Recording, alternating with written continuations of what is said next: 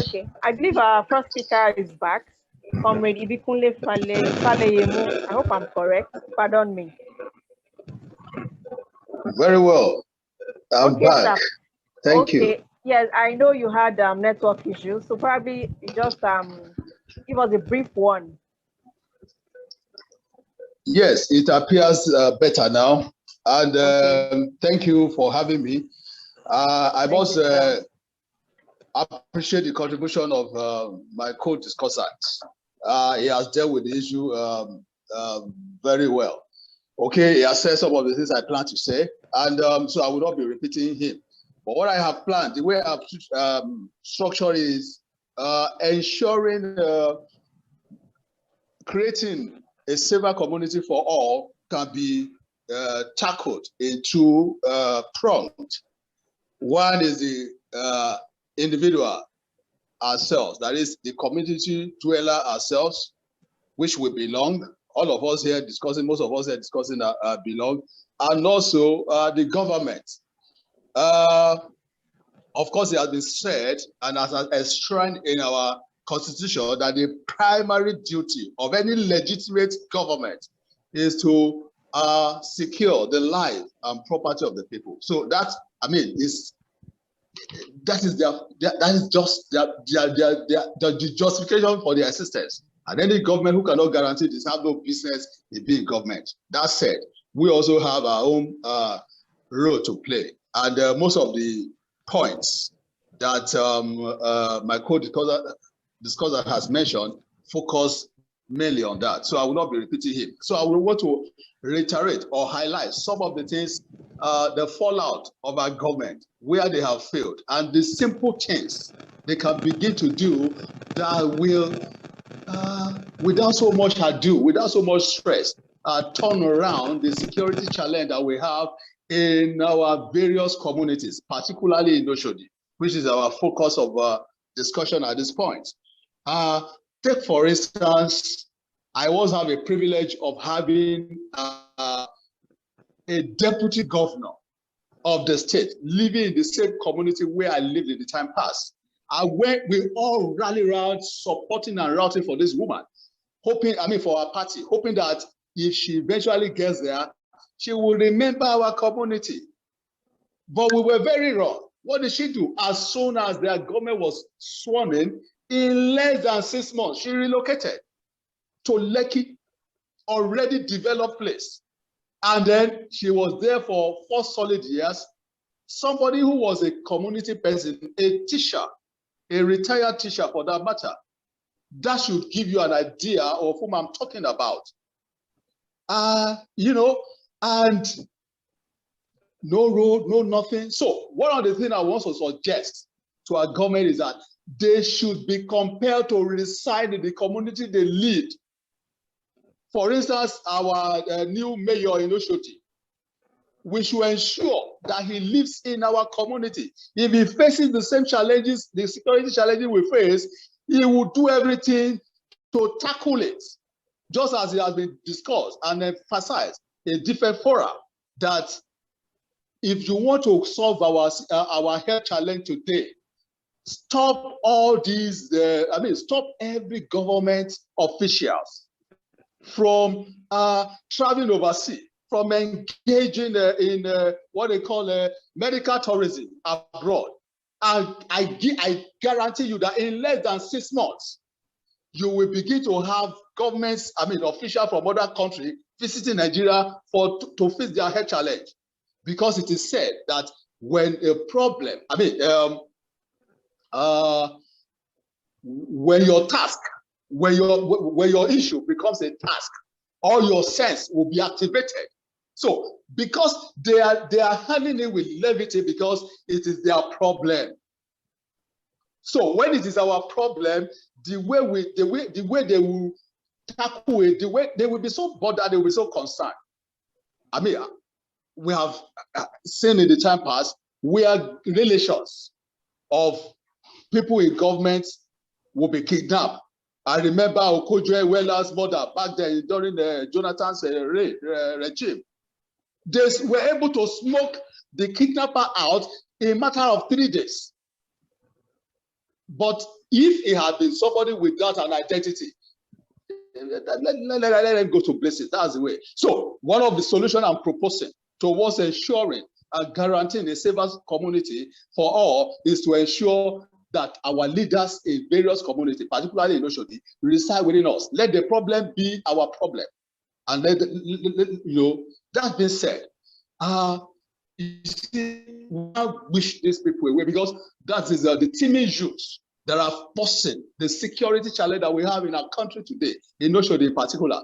I mean, I have one of the contributors have said that young children, age 8, people that should be in school, you find them as during school hours roaming the streets.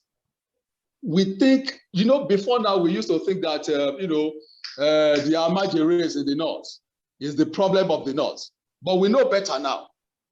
We know better now. The children we fail to train today, that we think they are other people's children, they will become security challenge to your own children that you train overseas tomorrow. That is even not tomorrow anymore. The tomorrow we said in the past is now here with us. Today we talk about Boko Haram. Today we talk about unknown gunmen or gun unknown men. It's everywhere. So, but the way, for instance, somebody said, how do you eat an elephant? An elephant is so big that it can, pose a threat. But the easiest thing to do is to begin to cut it one bit at a time. Like small air, you chop up. That has reduced the size of the problem that you are expected to contend with.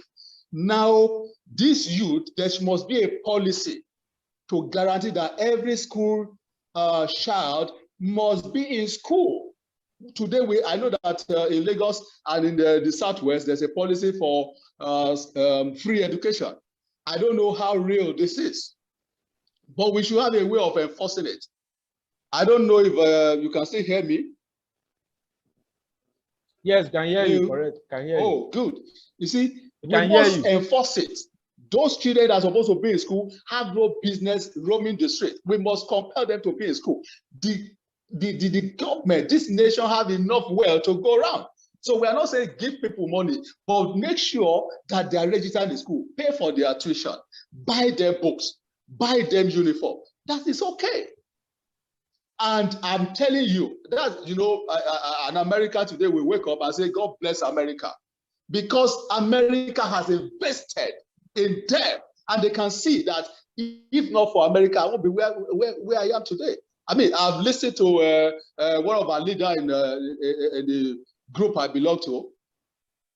He ran out of Nigeria, for his life, and he could have just remained like that, get stranded in the US, if not for the opportunity provided by that environment.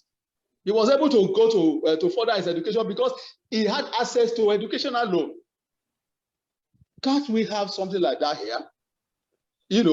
But that is that. And then probably compel them to work for the government when they are done. But, they made that proposal in recent time. And I listened to youth declining that they will never succumb to it because they cannot trust the government. Now, making educational compulsory for the age children, at least let people have GSS 3, basic minimum. That's you will have spent 10 years in school. And I guarantee that at least with that, it's only left for a child who wants to be a miscreant. With that level, that minimum level of education, a child that will turn better will definitely turn better. Leaving them to chances. And secondly, I want to suggest that government should create recreational centers. It is said generally that, how is it put now? All work and no play make Jack a dull boy. I mean, we cannot all, you have a gigantic building that have a gym section, that have all of this. We cannot all be like you, and we are not all wanting to be like you, but we just want to have a small, little taste of what is required, what makes life worth living. Have a recreational centers. It was in most of our stars today. were picked from Ibikunle. You know, talk about JJ Okocha, talk about Ikeshorobo, the goalkeeper. Virtually, at least close to 70% of them were trained on the street. Ibikunle, in particular. So you can imagine if Ibikunle had been created, if it were to be in a better society, they would have turned that place to a national monument. You understand? Build a structure around it so that you know a number of people that are snatching sports today, creating a security breach for all of us. They could have, you know, it's an easiest way. Football is a big time, you know, some of them could have been. Tyson was a street boy. Mike Tyson, if he had been in Nigeria, he would have been killed by stray bullets, or probably with lynching when we catch him.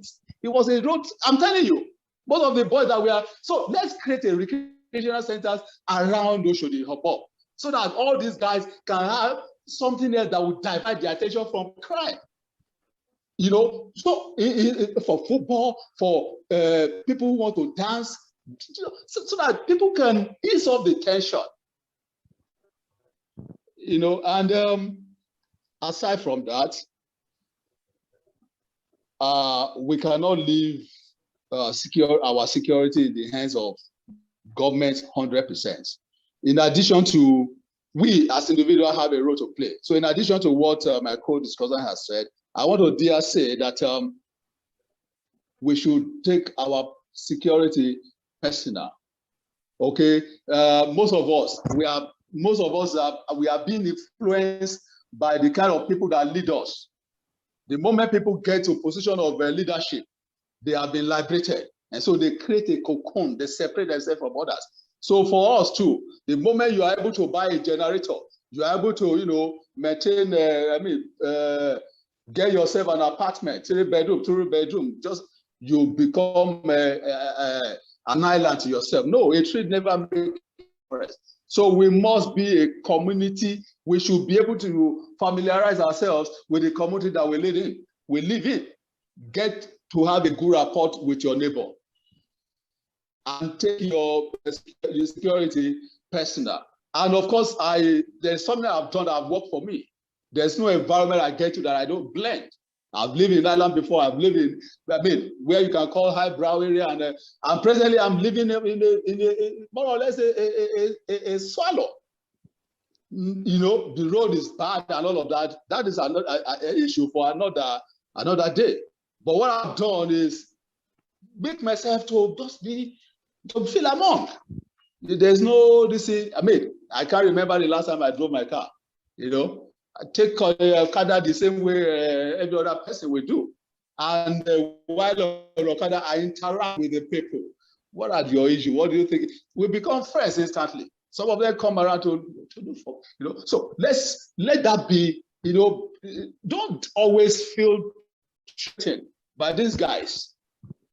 They are humans like you. You know, so get to know what their issue is, and if there's any way as an individual you can help, why not?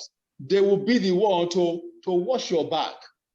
So don't be an islander. If you do that, their problem does not concern you. God help you. The day you have issues, it will also be your own problem too. I don't know how much time I still have. You're almost done. We are almost through the time, sir. Okay, fine. Yes, probably should be rounding up. Okay. Sir. Yeah, the last point I would like to mention is that it is very, very important that we identify ourselves with the community we live in. How do we do this? Be part of the meeting. There's hardly no community in Lagos today, even outside of Lagos, that does not have what we call CDA. Attend their meetings. Some of us, as I highlighting, make valuable contributions. And when I issue, I get to know the telephone number of your DPO. We know we have our police are very, you know, they are poorly trained. Most of them are miscreants anyway. They're just a professional talk, licensed talk. So we need to also invest heavily in their training and retraining of our police in order to have a better society. I would like to raise my case at this point. Thank you.